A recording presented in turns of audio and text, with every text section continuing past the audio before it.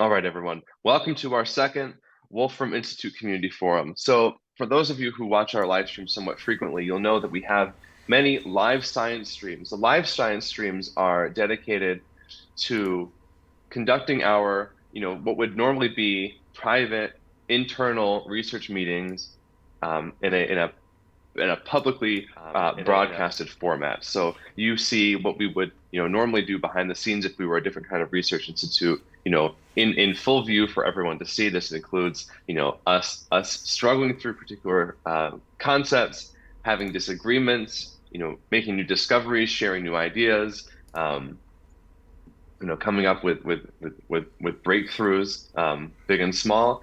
This is what we like to do with live science. However, it occurs to us that that's not the only way in which we can really engage publicly through our open science policy. I mean, one of these live science streams is nice if you want to get a glimpse of the kind of research that we're doing, and if you like to actually follow our work in real time. However, we're doing new research. We're coming up with new concepts. We're pursuing a number of these different projects, and we know that people will have questions. They have questions about the research that we're doing, about the plans that we have over the short term, long term, and also just questions about the institute itself. Is there a dress code? Et cetera, et cetera. People have all kinds of questions about these important kind of policy details.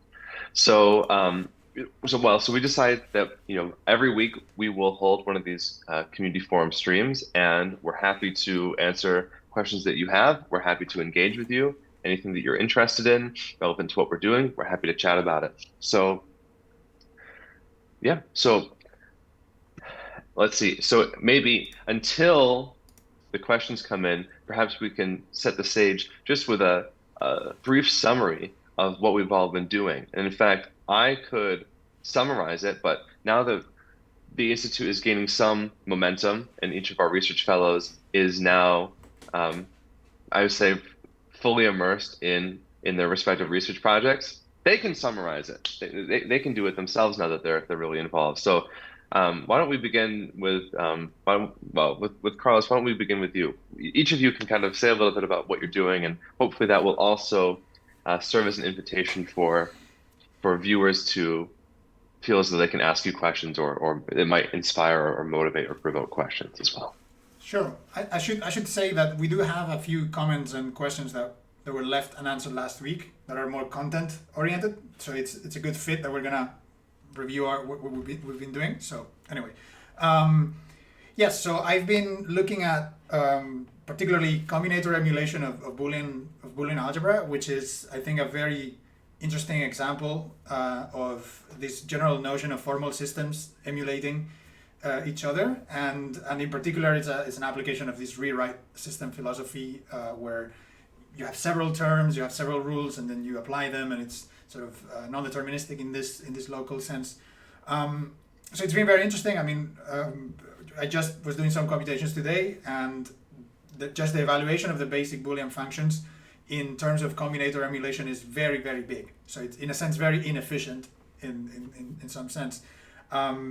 But it opens up the possibilities because there's a huge amount of combinator computation going on just to check that what was that that true is not equal to false. So just to compute that logical statement, combinators take forever. I mean, it takes really a long time. I haven't really reached the end of the computation yet.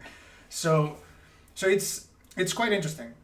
We'll see where it goes, and just to frame it in a sort of longer term kind of program that we can be thinking about. This, as I said, is an example of an emulation of formal systems, particularly two rewrite systems. So obviously for this goal of sub-axiomatic foundations, which is I guess where I'm under in the institute, it is one good working example. But obviously you want to really go beyond the particulars of either combinators or Boolean algebra or arithmetic or anything like that. And you want to develop these general notions about whether two formal systems subsume each other in this emulational way. You want to think about what are the in what sense systems are dependent on each other for their computational efficiency, and all these kinds of aspects that are kind of hiding in the relational space between known computational systems, because obviously precise computational systems are heavily studied, and there's a lot of literature on them. But I think the relational space, which I guess in James's terms is more living on the Rulliad, like as sub regions of the Rulliad in a sense, that is much less understood. And I think that's where this sort of philosophy of multi-computation and like what Stephen was doing and what we're trying to do, I think it's useful to explore that particular regime. And we were discussing just yesterday that this has very categorical flavors, right? So category theory seems to be quite natural as at least as a guiding framework to think of how these things operate, because of course we're talking about relational properties of different formal systems, and category theory in a way is this abstraction of relational structures. So yeah, that's what I've been doing. I mean, I've been learning a lot of the basic syntax because I was not fluent in this higher level, minute syntax detail of Mathematica, but otherwise I think I'm getting used to it, and I'm starting to see the power that has been falling into my hands to really do algebra in a much more systematic way, and then study this meta algebraic aspects of formal theories. So yeah, very cool stuff. Yes. So I mean, just for people who have joined the stream, one thing that I should say methodologically is I would say for even really for decades, one experimental approach to studying computation that Stephen really helped to pioneer is the study of not just particular rules or algorithms, but the behavior of the computations that actually execute them. So I'm going to make this point over and over and over again, just for people who are joining us for the first time. You can study computations in different ways. Some people do just study algorithms, and algorithms, it's basically just some set of instructions that end up informing computations that some machine does. And people also obviously pay significant attention to the output of some particular computation. But machines do have to actually perform these computations, and machines are physical systems. And studying these actual, step by step by step executions that machines perform, this does offer one an insight into the kind of the general question of how natural processes behave. You can control them in a very fine way when you run computer experiments, because you can specify all kinds of initial conditions. You can specify many different rules or algorithms. And so in general, you can develop a kind of a paradigm of science where it's experimental, but instead of going out and doing some field work, some experiment out there in the real world, or even setting up something in a laboratory, you're really asking, how does computation behave? Where computation is this, this general phenomena of discrete processes that follow simple particular rules. How is it that these processes behave under different circumstances? And you can generalize that philosophically to the study of nature itself, where nature, if you believe that nature is discrete, and scientifically you suppose that nature follows particular rules, particular laws, you can view nature itself as computational, and computers as this kind of particular technology that humans have invented that really allows them to, in a fine way, study this kind of fundamental discrete process form that does inform the world. So for some time we have studied really just the nature of these computations. But the other thing that you can do is you can build models of the world from computations. So you're trying to generate or grow or give rise to something recognizable by finding particular rules that happens to do so. And so what Carlos is doing is really studying the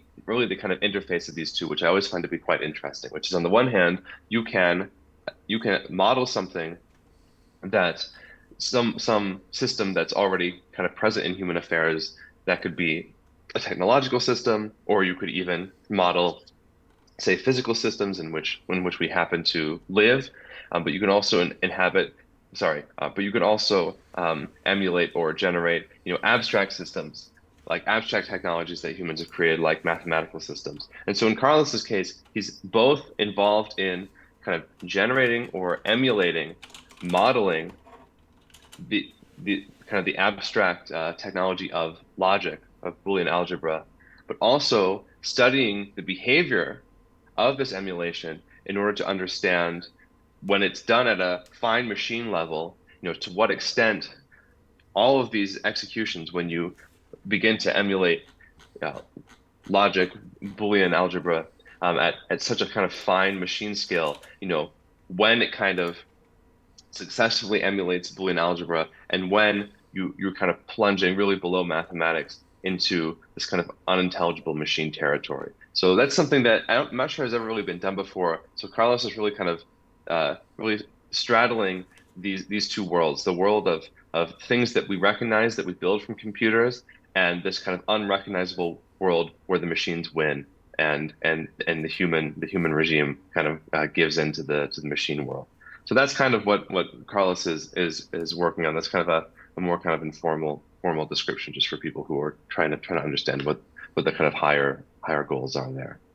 Well, but we also have Nick and Wukash here, and before I mean, yes, while we're still kind of buying time, Nick, maybe you can say a few things about the work that you're doing. Well, as a physics fellow, I guess I'm trying to do some physics here. So, and I'm trying to continue the Wolfram physics project in some way, Yes. especially trying to go back to basics. So, and actually formalize some of the basic concept in physics within this computational framework that we have. And recently I've stumbled into this nice fellow like called Kevin Knut, right? And his ideas are very natural, comes to merge with our ideas that I found. So recently I've been just reading a lot of his papers and ideas and trying to merge them together with our framework in some way. And there's some bunch of ideas that I have. It's like looking at observers at some chains through a causal graph or partial order, and how Feynman rules and Born rules of quantum mechanics with its complex amplitudes and probabilities also come out from this kind of picture or simple symmetries, right? So how can you find those numbers, basically quantifications, as he called it, in the just nature of order and symmetries? And like causal graph is representing order, and symmetries is just like how you combine chains, maybe in some particular way. And well, yeah. And there's a bunch of ideas that we come. Now we're just trying to come up with a bunch of examples when I actually given arbitrary causal graph uh, generated computationally from some other, so for some kind of computational system like Wolfram model or combinators or numbers or strings, whatever. Just take a causal graph and what would be a procedure to actually see how the space emerges from this, right? We kind of know that it's representative of some kind of space already, but how would you actually extract some coordinates, really like, and momentum and energy and mass maybe, right? And things like that. And maybe if there's some branching going on, how you actually quantify probabilities in this case, right? So this is kind of things I'm trying to actually do. So I have like a bunch of new ideas, and hopefully tomorrow I'm gonna explain them more in detail. And there's going to be a Stephen Wolfram there who's going to like I hope provide some additional insights to these ideas, because at this point they're quite speculative. It's like this two completely, well, not completely, this like two theories trying to merge together, like Knut's theories, like he calls it inference theory, right? And our Wolfram physics, not the inference, influence. So I'll say one thing again, just to kind of zoom out or provide some context for people who are unfamiliar with what we're doing. Yeah. One aspect of these physics models is that the observer is not some secondary consideration that's external to the model. So it's not the case that we have some computational model that generates some physical system, and then the observer is extrinsic to or exogenous to the model. The observers are actually themselves modeled. So you model how an observer would actually parse or interpret or observe some sort of physical system. An observer And is embedded into our system. it's embedded, exactly, right. And so there's been some initial steps, so it's been understood that this can be done, but it has not been done to any full extent. I mean, really the only kind of trace or hint of the presence of an observer in the model so far is the foliation serves as that kind of trace or presence of the observer because um, um, there are different foliations that can be applied, say, to a causal graph.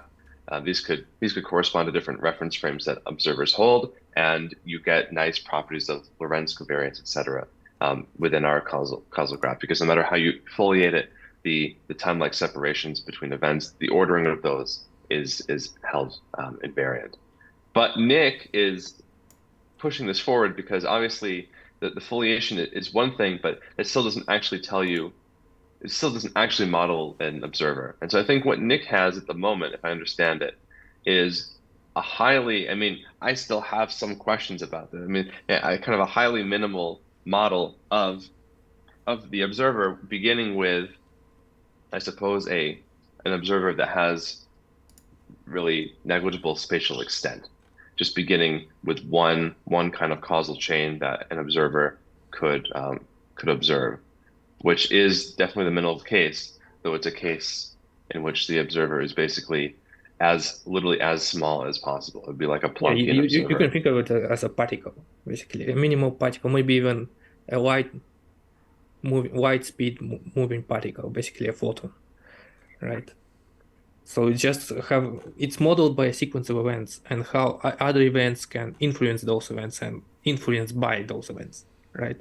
So that's the minimal model of observer that is embedded into the system. You just pick a chain of events and see what events have this chain in the past and in the future. And the past obviously somehow should influence this chain, and the future influenced by this chain, right? And so if you want to measure some time, you imagine that you have two observers, for example, like two chains. You see, and you want to quantify some event in their past. For example, you can assign some coordinates to these events. So you can think of those two observer chains moving through the causal graphs as some kind of side of a ruler, right? So it's like a teaser for tomorrow. It's a two observer chain is a side of a rule that you can use to quantify your past events that influence this rule by just projecting this event by it's just taking the outer components in the graph and intersecting with these observer chains and see what kind of quantities you can extract. And turns out you can extract something that looks exactly like usual Minkowski space, right? So you can extract space and time coordinates, or at least a difference, because usually when you take just one event, the numbers you can assign are quite arbitrary, but you have to like take two events in order to compare them. So you can at least when those become some kind of invariant in this case. But my only question, Nick, is, I mean, maybe I'm being conservative, or maybe I'm not being conservative. I'm not sure. Um, but how can a photon be an observer? That's kind of my question. Well, What what is matter an- what is what is an observer? observer is basically whatever participates in some kind of event, right? You have some probe usually, right, and a target that interact. If you have a particle interaction, there are usually at least two particles required in order to interact, right? So you Yeah. can think of one particle as a probe, another one as a target, or as an observer. A probe is like an observer. So if one of them, so if event of interaction, you can think of it, right? But you also, if you have this embedded observer that also travels through space-time. It usually modeled by sequence of events. So at least you have to pick one event that models this interaction. So when other particle hit it or something. So it's kind of like it seems like you're considering the universe from the point of view of the photon, right? But it doesn't actually mean that the photon is itself making observations, but it's that, the photon becomes the kind of the main character. If there's an interaction between two particles, you're considering it from the point of view of one of the probe particle, not the target I particle. just imagine that because we don't have the data hidden into events, we don't have access of this data, but this data and how it actually being computed can be arbitrarily complex, right? So even Sure. if you have like a simple chain of events, it doesn't have to be something like simple and trivial. The whole computer can be hidden there, right? So this photon can not just it has some influence. If the photon influenced by some other events in its past, it doesn't mean it can do anything, right? So there's some complex interaction within this particular event when they meet or join Sure. other Sure. other can be I think, actually. but I think the one challenge that we'll have to confront at some point in observer theory is, on the one hand, you can kind of consider the universe from some particular point of view, some right. So that even from the point of view of a photon. Then there's the separate consideration of, if this if we're taking a point of view, but for whatever reason this is an observer that actually has some non-trivial computational capabilities in the observer's own right, and the observer is coarse graining and is actually phenomenologically sophisticated, then that's somewhat of a separate question. So I mean, and you've discussed having, instead of just a particular chain, a particular observer chain, having kind of bundles of these chains. And so I think that would be quite interesting, which is, once observers, say, have some spatial extent in space-time, but they also have some computational faculties. They actually have some cognitive endowment. Not to pick on the photon, but the photons does not have a great cognitive endowment, I think. Not to pick on the photon. The photon wants to write me an angry letter. That's just go ahead.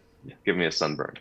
But Well, I want to yeah, comment a little bit further and also answer the question whether in the chat whether one atom of space can be an observer. Because actually, when you have, well, atom of space comes up in the models when we have hypergraph rewriting rules, for example, and we model and we treat each vertex in the hypergraph as an atom of space, just moving through space-time, right? So, and this is one way of actually tracking the observer in some way. You just pick any space atom, it has some ID, UID, right? It's only have this identity, and you just say this atom of space, when we track it through space-time, this is our observer, right? And we can track it and we get this chain representing this observer. Or we can choose some subset of atoms. And now this observer is going to have not a trivial spatial extent, not just a single atom of space traveling through time, but maybe a bundle of those. And you can say that those atoms of space are particularly represent an observer, and just drag them through the space-time and see and just say this chain is an observer, and then we can quantify other events by projecting to this chain. And that's how this observer would see the universe, basically, through interactions of its particular tracked atoms of space with other atoms of space that can influence it. Not the only trivial. cha the only challenge is, in terms of, so you take an EAM, as we sometimes call it. I personally like EAMs. I don't love the term atoms of space, because I think atoms of space is supposed to refer to like these kind of ultimate indivisible units of space, but like atoms are we have subatomic particles, so I never loved the term atoms of space. But we have an EAM or something. Okay, that's like your minimal observer. Then you can take some bundle of these EAMs. The only issue is, at some point it would be great to actually model something like a human observer, and try and understand, given our cognitive faculties, what kind of observations would we predict in our model for us to be able to make? What are we missing? What are we seeing? If we were slightly more capable observers, what would we observe that we don't observe? If we were slightly less capable, et cetera, et cetera. This will be good for SETI, for METI, for the anthropic principle, et cetera. The issue is we consist of many Eves. Let me put it that way. I mean, we consist of many atoms, and atoms themselves are consist of subatomic particles, and subatomic particles are in turn going to be composed from these Eves.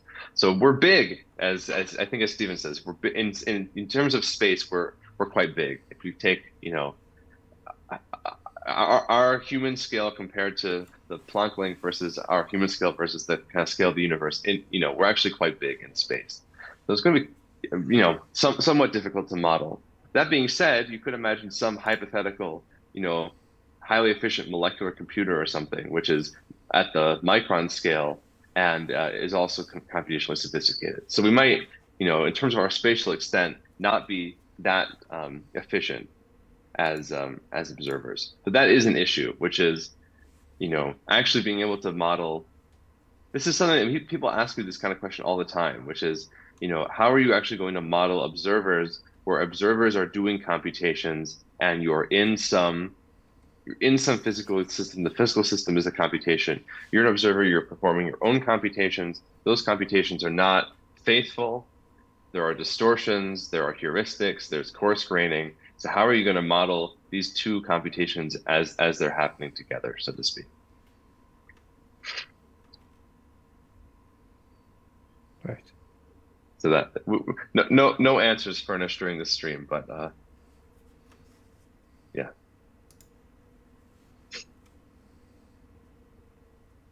Carlos, are there any? I haven't been paying attention to the chat. Have we gotten any questions that you think we should answer, or should we pass the Well, there was a baton question. to Lukash? There was a question about, because we're talking about the universe and this computational approach to it and so on. So as I was asking, the computer that runs the universe would be a quantum computer that deals with probabilities. Does that make any difference to your research? Do you study both deterministic and probabilistic computation? Okay. The idea here that probabilities are emergent. You don't have to bake in your probabilistic computation into your model. The idea that every branching or every ambiguous computation that you have, you just compute it multi-computationally as all possible outcomes that you can count for, right? As your probabilistic. It doesn't have to be non-deterministic in any case. It's just any branching computation can be a model of this probabilistic nature that with some probabilities extracted for it. It's like how you extract it, that's the big question, right? I have some ideas how you actually extract amplitudes, which not just probabilities, but actually should be modeled by complex numbers. And Complex number, yeah. Yeah. Okay, well, one other thing, which is, forget about this notion of the universe actually being run on some computer. So when people say that, it suggests to me that the kind of computational philosophy is perhaps not yet fully understood in its kind of in its generality. The idea when people do what's called more generally digital physics. Well, I can't speak for other people. I'll just speak for myself, Steve, and other people. When we do digital physics, it's not because we're presupposing, the universe is a simulation, and now we're trying to figure out what the demiurge, programmers, what choices they made when they built our universe. That's not the point. The point is that, as I was saying before, the notion of computation, as made abstract and as made general, is a very useful notion for thinking about the natural world. Unless you believe in the continuum, if you believe that space, time can ultimately be discretized, then computation becomes quite helpful. Because, okay, so let's say things are discrete. Physical systems are operating according to some process, not just one process, perhaps a whole system of processes. These processes are evolving. If they're evolving discretely, they're evolving step by step by step. So, if you believe that the world is discrete and you believe that it's not static, then you would believe that it's composed of processes or systems of these different processes. Now, finally, if you believe in science, I mean, the kind of the core conceit, the core thesis, the kind of key instinct that motivates all of science is that whatever you observe, whatever these processes are that you observe, they can ultimately be reduced to some sort of law or rule. That nature follows some sort of law. It's not that nature changes its mind all the time. It's conforming to some particular law. Well, if you believe that nature is discrete and that it's following a process or a system of processes, and that it follows some sort of law, well, now you really have, I mean, you can say that you believe that nature is computation, because a computation is just some discrete process that happens to follow some particular rule or law. Now, the question is, and we were discussing this actually yesterday, nature can be following some particular rule, not because necessarily, I mean, it could be the case, but not necessarily because we are simply, virtual avatars in some computer simulation that some master engineer has developed. It can also just be the case that we live in a physically real world composed of these processes that can be understood as computations, and these rules that we follow, they're just a few of all possible rules. And you can consider, some sort of a landscape of different universes that are informed by different combinations of these particular rules. Some of them might be hostile to observers like us. That's, if you believe in anthropic reasoning, you conclude that's why we don't live in those worlds and we live in these kind of worlds. This is a universe in which kind of human-like observers could emerge. So so that's kind of a general point to be made, which is if you want to entertain the hypothesis that we literally live in a physical simulation and that I'm actually just made out of bits or qubits or xenobits or whatever, that's fine. But it suggests a certain kind of presumption, which I don't myself hold, which is that you can think of computation as you can think about computation one of two ways. One, you can decide humans built computers and now humans are extending that technology or using that technology as we understand the world around us. Now we're calling everything computational because we built computation. We build computers, and now we just happen to think of everything as being computational. And we're basically just using these tools that we've developed as a heuristic for trying to understand the world. And the other side is that the world itself is really computational. And computers, we've kind of discovered computation. We've made use of computers. Computers have been so successful because they capture this kind of general computational phenomena that is kind of universal in the world around us. So you have to take your pick. And, if you take the first position, I won't necessarily blame you because people do often hold that view that we basically are doing digital physics because we have computers, and when you have a hammer, everything looks like a nail, so to speak. But I happen to take another view, which is that, basically computation is something that we had to discover. We built a machine that was able to make use of computation. And that computation is something more general that we found as opposed to something that we've invented. But anyway.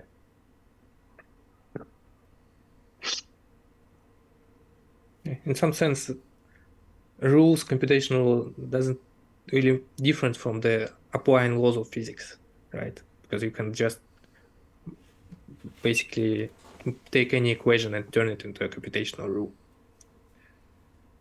in some sense. So universe that acts according to some laws is the same as saying that it's computational in this sense, because if you just treat every law, equation rule, law as just applying a rule. Like differential equation is basically continuous computation, right? Differential equation is like continuous analog of computation. Yeah, if it's a continuous equation, yeah. But it also can be a discrete equation too. I mean, one can make the argument, just to play devil's advocate a bit, one can make the argument Here we go.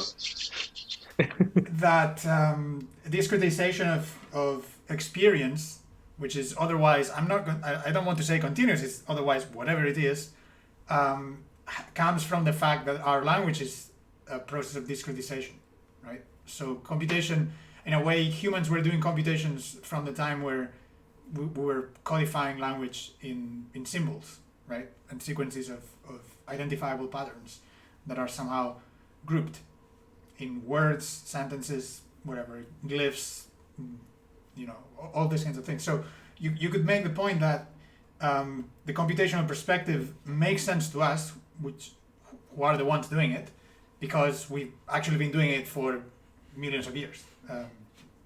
We have evolved to sort of identify these discretized versions of information, and we thrive in discovering all this predictive power of these discretized systems. And one could argue, and this is the devil's advocate voice, one could argue that just overextending all the way to like reality is this at the very bottom, is only our bias, is only our anthropocentric sort of bias that we see it that way, and we otherwise just claiming that, oh, this is the most effective model that we have for what we observe, right? Well, right. I think the counter argument there is I personally don't even like speaking. I think writing is a much better way of communication. But we speak in this way. I mean, yeah, some people can speak quite quickly. People usually don't speak quite quickly because it's difficult for other people to understand them. We have some processing rate. We have some computational bounds. And so we have to communicate with each other, by sending these kind of discrete, these kind of discrete, linguistic packets to one another. You have to do it at a certain rate. You have to have some sort of restricted vocabulary. You can't just invent words all the time.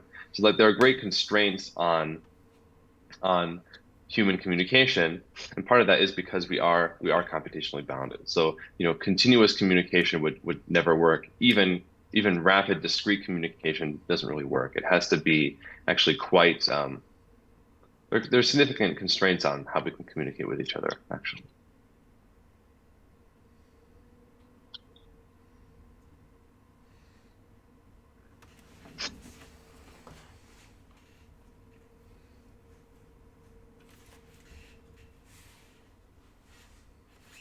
Anything from the chat, Carlos?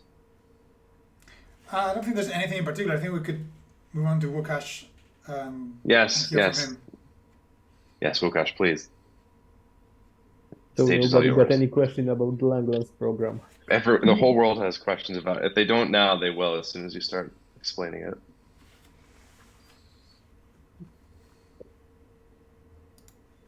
Okay, so what am I doing?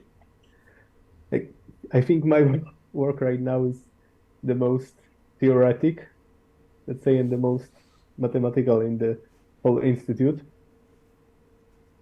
Like we're actually struggling with making it computational. We had a discussion yesterday about what does it even mean to make something multi-computational. But there's basically this conjecture by Langlands that, I don't know what's the background of our viewers really. Well, it's a good challenge, which is, explain Langlands to someone who has high school math education. Yeah. So, oh God, how to do it? Basically, Yeah. And if you're a viewer and you're offended by that, I'm not saying that necessarily it applies to you all, but just for a general audience, that would be a good challenge, eh? Yeah, I know. Like my family is asking me what am I doing in the moment. I'm like, okay, so let's sit for an hour and maybe I'll be able to explain. Okay. So basically you have this thing called fields in mathematics, which are, let's say, generalization of something like rational numbers. So you can add, subtract, multiply, and divide everything except zero. You cannot divide this. And now you can extend your field and have a bigger field that contains the original field. And to every such extension, there corresponds a group which we call a Galois group. And group is like a poor man's field. So not that. It's So a poor man's field.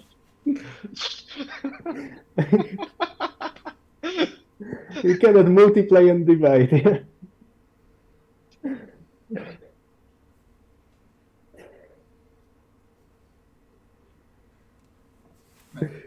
That's an interesting perspective to call a group a poor man's field. It's pretty,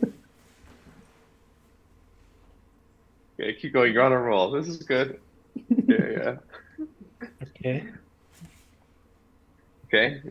Okay, so you have the abstract elements of your group. You can think of group of all the integers with addition, so we can add to and subtract one from the other.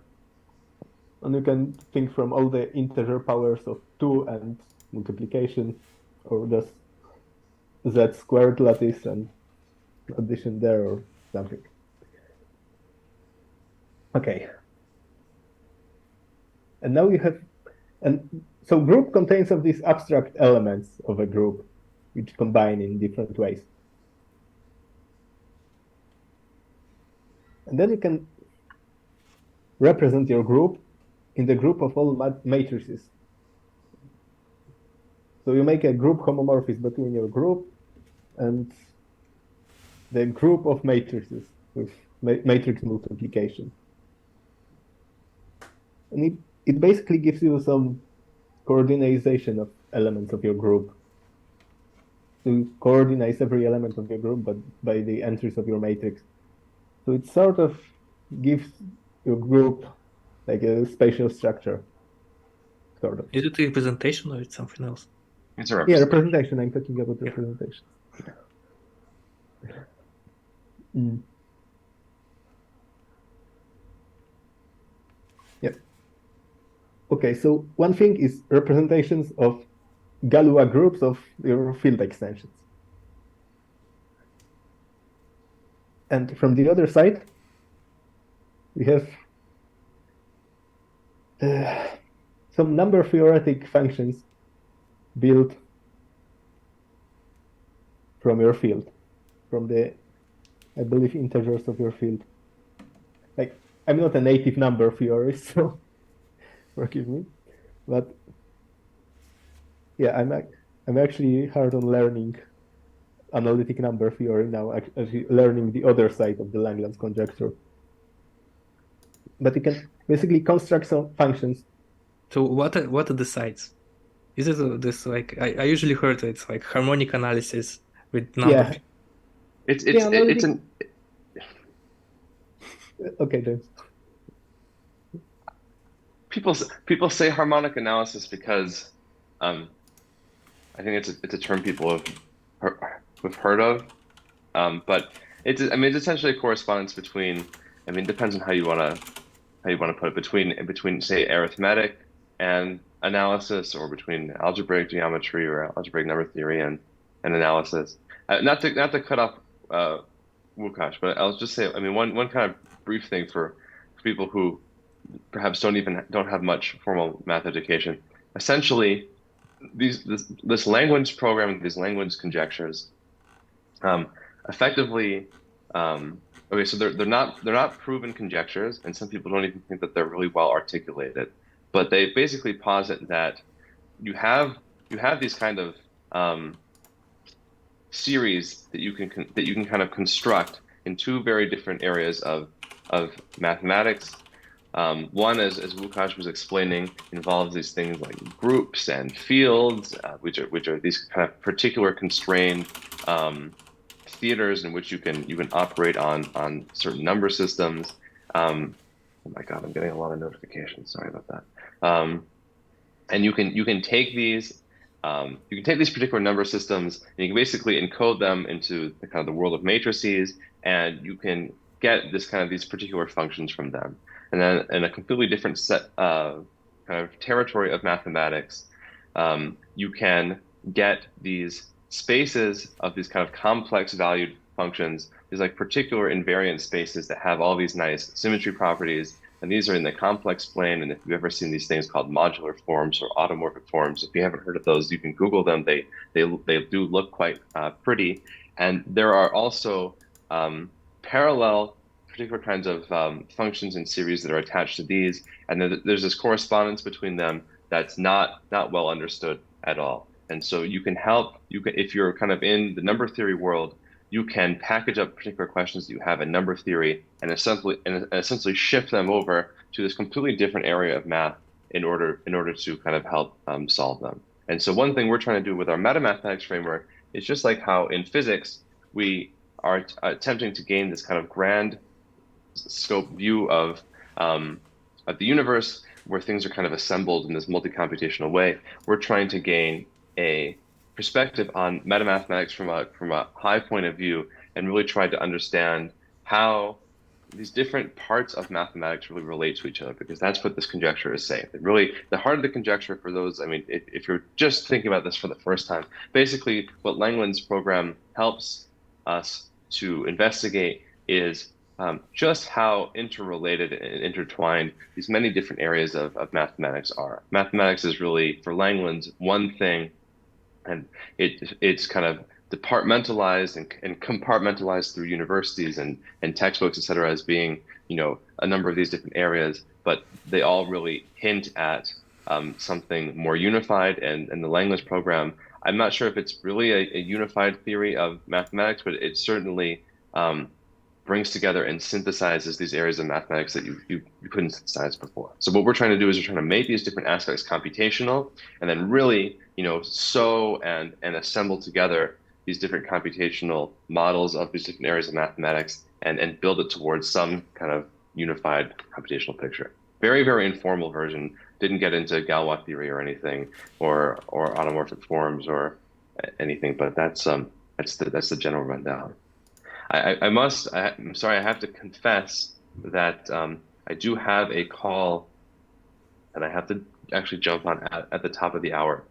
And so, there's no way to make a euphemism for it. We basically run out of time. Yeah.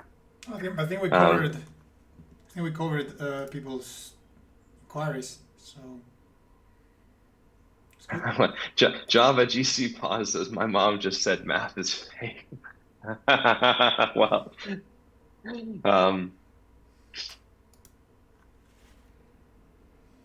It's fake. It's like an ideal versus physical world. All the ideal world fake. But you can't. I mean, the one thing though is that computation is real, and you can actually build math the way. Okay, wait. This particular fellow, Java GC pause. I mean, one thing that we have found. Okay, maybe your mom will like this. What we do find by really taking things from a kind of a computational basis is that you can construct mathematical systems that humans use on a day-to-day basis from computation.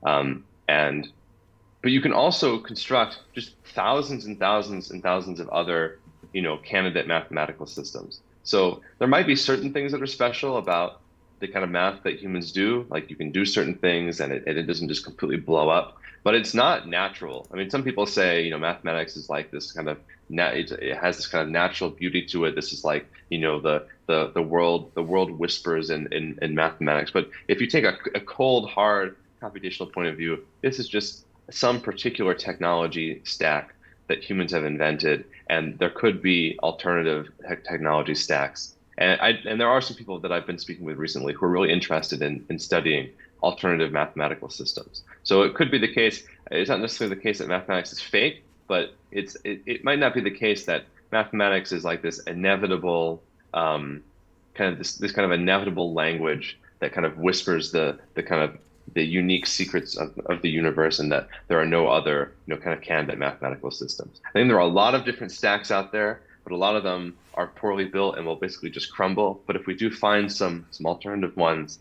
we'll be really excited to announce them. So that's one thing. Basically, once you begin from computational principles, you tend to find that there are a lot of alternatives to basically everything. Because once you go down to that fine level, you can compute basically anything. And I'm very interested in alien kind of alternatives. So I don't know, maybe your mom will like that. Well, All right, guys. All right, guys. It's good. All right. Good place to cut it. Yep. All right. This was fun. All right. See ya. Talk to you soon. Cheers. Bye, everyone. Bye.